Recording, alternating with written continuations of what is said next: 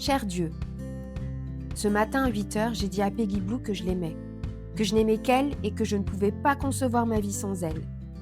Elle s'est mise à pleurer, elle m'a avoué que je la délivrais d'un gros chagrin, parce qu'elle aussi, elle n'aimait que moi et qu'elle ne trouverait jamais personne d'autre, surtout maintenant qu'elle était rose. Alors c'est curieux, on s'est retrouvés tous les deux à sangloter, mais c'était très agréable. C'est chouette la vie de couple. Surtout après la cinquantaine, quand on a traversé des épreuves. Sur le coup des 10 heures, je me suis vraiment rendu compte que c'était Noël, que je ne pourrais pas rester avec Peggy parce que sa famille, frères, oncles, neveux, cousins, allait débarquer dans sa chambre et que j'allais être obligée de supporter mes parents. Qu'est-ce qu'ils allaient m'offrir encore ? Un puzzle de 18 000 pièces ? Des livres en kurde ? Une boîte de mode d'emploi ? Mon portrait du temps que j'étais en bonne santé, avec 2 crétins pareils qui ont l'intelligence d'un sac poubelle. Il y avait de la menace à l'horizon, je pouvais tout craindre. Il n'y avait qu'une seule certitude, c'était que j'allais passer une journée à la con. Je me suis décidée très vite et j'ai organisé ma fugue. Un peu de troc, mes jouets à Einstein, mon duvet à bacon et mes bonbons à popcorn. Un peu d'observation. Mamie Rose passait toujours par le vestiaire avant de partir. Un peu de prévision, mes parents n'arriveraient pas avant midi. Tout s'est bien passé. À 11h30, Mamie Rose m'a embrassée en me souhaitant une bonne journée de Noël avec mes parents, puis a disparu à l'étage des vestiaires. J'ai sifflé. Popcorn, Einstein et bacon m'ont habillée très vite, m'ont descendu en me soulevant et m'ont portée jusqu'à la caisse de Mamie Rose. Une voiture qui doit dater d'avant l'automobile. Popcorn, qui est très doué pour ouvrir les serrures parce qu'il a eu de la chance d'être élevé dans une cité défavorisée, a crocheté la porte de derrière et ils m'ont jeté sur le sol entre la banquette de devant et la banquette de derrière. Puis ils sont retournés, ni vu ni connu, au bâtiment. Mamie Rose, au bout d'un bon bout de temps, est montée dans sa voiture. Elle l'a fait crachoter 10 à 15 fois avant de la faire démarrer. Puis on est parti à un train d'enfer. C'est génial ce genre de voiture d'avant l'automobile. Ça fait tellement de boucan qu'on a l'impression d'aller très vite. Et ça secoue autant qu'à la fête foraine. Le problème, c'est que Mamie Rose, elle avait dû apprendre à conduire avec un ami cascadeur. Elle ne respectait ni les feux, ni les trottoirs, ni les ronds-points, si bien que, de temps en temps, la voiture décollait. Ça a pas mal chahuté dans la carlingue, elle a beaucoup klaxonné, et question vocabulaire aussi, c'était enrichissant. Elle balançait toutes sortes de mots terribles pour insulter les ennemis qui se mettaient en travers de son chemin. Et je me suis dit encore une fois que, décidément, le catch, c'était une bonne école pour la vie. J'avais prévu à l'arrivée de bondir et de faire « Coucou Mamie Rose !» Mais ça a duré tellement longtemps, la course d'obstacles pour arriver chez elle, que j'ai dû m'endormir. Toujours est-il qu'à mon réveil, il faisait noir, il faisait froid, silence, et je me retrouvais seule, couchée sur un tapis humide. C'est là que j'ai pensé pour la première fois que j'avais peut-être fait une bêtise. Je suis sortie de la voiture et il s'est mis à neiger. Pourtant, c'était beaucoup moins agréable que la valse des flocons dans Casse-Noisette. J'avais les dents qui sautaient toutes seules. J'ai vu une grande maison allumée, j'ai marché, j'avais du mal. J'ai dû faire un tel saut pour atteindre la sonnette que je me suis effondrée sur le paillasson. C'est là que Mamie Rose m'a trouvée.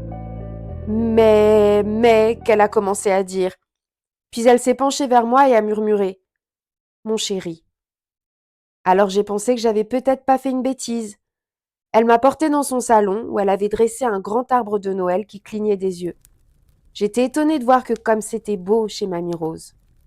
Elle m'a réchauffée auprès du feu et on a bu un grand chocolat. Je me doutais qu'elle voulait d'abord s'assurer que j'allais bien avant de m'engueuler. Moi, du coup, je prenais tout mon temps pour me remettre. J'avais pas de mal à y arriver d'ailleurs, parce qu'en ce moment, je suis vraiment fatiguée. Tout le monde te cherche à l'hôpital, Oscar. C'est le branle-bas de combat. Tes parents sont désespérés, ils ont prévenu la police. Ça m'étonne pas d'eux. S'ils sont assez bêtes pour croire que je vais les aimer quand j'aurai les menottes, qu'est-ce que tu leur reproches ? Ils ont peur de moi, ils n'osent pas me parler. Et moins ils osent, plus j'ai l'impression d'être un monstre. Pourquoi est-ce que je les terrorise ? Je suis si moche que ça ? Je pue ? Je suis devenue idiot sans m'en rendre compte ?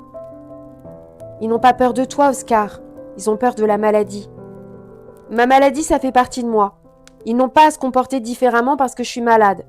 Ou alors, ils ne peuvent aimer qu'un Oscar en bonne santé? Ils t'aiment, Oscar, ils me l'ont dit. Vous leur parlez? Oui, ils sont très jaloux parce que nous nous entendions si bien. Non, pas jaloux, triste. Triste de ne pas y parvenir aussi. J'ai haussé les épaules, mais j'étais déjà un peu moins en colère. Mamie Rose m'a fait un deuxième chocolat chaud. Tu sais, Oscar, tu vas mourir un jour. Mais tes parents, ils vont mourir aussi. J'étais étonnée par ce qu'elle me disait. Je n'y avais jamais pensé. Oui, ils vont mourir aussi, tout seuls. Et avec le remords terrible de n'avoir pas pu se réconcilier avec leur seul enfant, un Oscar qu'ils adoraient. Dites pas des choses comme ça, Mamie Rose, ça me fout le cafard. Pense à eux, Oscar. Tu as compris que tu allais mourir parce que tu es un garçon très intelligent. Mais tu n'as pas compris qu'il n'y a pas que toi qui meurs. Tout le monde meurt. Tes parents un jour, moi un jour. Oui, mais enfin, tout de même, je passe devant. C'est vrai, tu passes devant. Cependant, est-ce que, sous prétexte que tu passes devant, tu as tous les droits? Et le droit d'oublier les autres? J'ai compris, Mamie Rose. Appelez-les. Voilà, Dieu, la suite, je te la fais brève parce que j'ai le poignet qui fatigue. Mamie Rose a prévenu l'hôpital, qui a prévenu mes parents, qui sont venus chez Mamie Rose et on a tous fêté Noël ensemble. Quand mes parents sont arrivés, je leur ai dit « Excusez-moi, j'avais oublié que vous aussi un jour vous alliez mourir. » Je ne sais pas ce que ça leur a débloqué cette phrase, mais après, je les ai retrouvés comme avant et on a passé une super soirée de Noël. Au dessert, Mamie Rose a voulu regarder la télévision, la messe de minuit et aussi un match de catch qu'elle avait enregistré. Elle dit que ça fait des années qu'elle se garde toujours un match de catch à visionner avant la messe de minuit pour se mettre en jambes, que c'est une habitude, que ça lui ferait bien plaisir. Du coup, on a tous regardé un combat qu'elle avait mis de côté. C'était formidable. Méphista contre Jeanne d'Arc. Maillot de bain et cuissarde. Des sacrées gaillardes. Comme disait papa qui était tout rouge et qui avait l'air d'aimer ça. Le catch. Le nombre de coups qu'elles se sont mis sur la gueule, c'est pas imaginable. Moi, je serais mort 100 fois dans un combat pareil. C'est une question d'entraînement, m'a dit Mamie Rose. Les coups sur la gueule, plus t'en prends, plus tu peux en prendre. Faut toujours garder l'espoir. Au fait, c'est Jeanne d'Arc qui a gagné, alors que vraiment, au début, on n'aurait pas cru. Ça a dû te faire plaisir. À propos, bon anniversaire, Dieu! Mamie Rose, qui vient de me coucher dans le lit de son fils aîné qui était vétérinaire au Congo avec les éléphants, m'a suggéré que comme cadeau d'anniversaire pour toi, c'était très bien, ma réconciliation avec mes parents. Moi, franchement, je trouve ça limite comme cadeau. Mais si Mamie Rose, qui est une vieille copine à toi, le dit, à demain, bisous, Oscar. PS, j'oubliais mon vœu.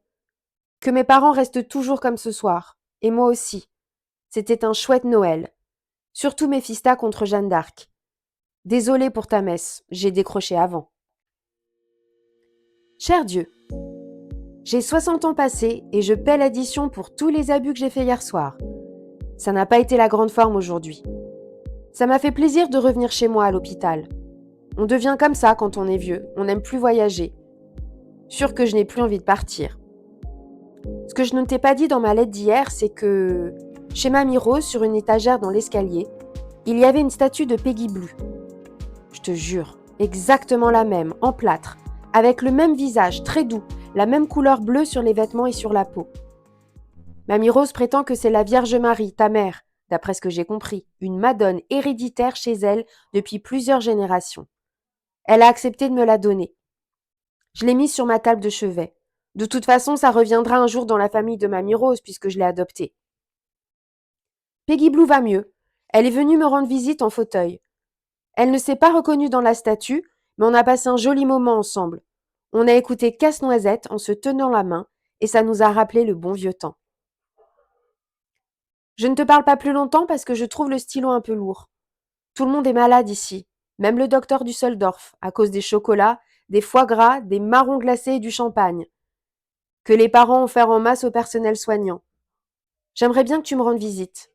Bisous, à demain, Oscar. Cher Dieu, aujourd'hui j'ai eu de 70 à 80 ans et j'ai beaucoup réfléchi. D'abord, j'ai utilisé le cadeau de Mamie Rose pour Noël. Je ne sais pas si je t'en avais parlé. C'est une plante du Sahara qui vit toute sa vie en un seul jour. Sitôt que la graine reçoit de l'eau, elle bourgeonne, elle devient tige, elle prend des feuilles, elle fait une fleur, elle fabrique des graines, elle se fane, elle se raplatit et hop, le soir c'est fini. C'est un cadeau génial.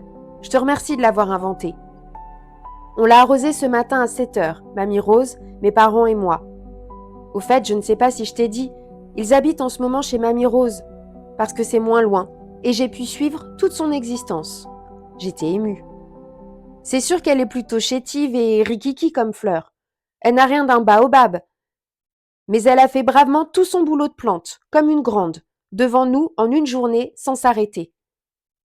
Avec Peggy Blue, on a beaucoup lu le dictionnaire médical, c'est son livre préféré. Elle est passionnée par les maladies et elle se demande lesquelles elle pourra avoir plus tard. Moi, j'ai regardé les mots qui m'intéressaient. Vie, mort, foi, Dieu. Tu me croiras si tu veux, il n'y était pas. Remarque, ça prouve déjà que ce ne sont pas des maladies. Ni la vie, ni la mort, ni la foi, ni toi. Ce qui est plutôt une bonne nouvelle. Pourtant, dans un livre aussi sérieux, il devrait y avoir des réponses aux questions les plus sérieuses, non?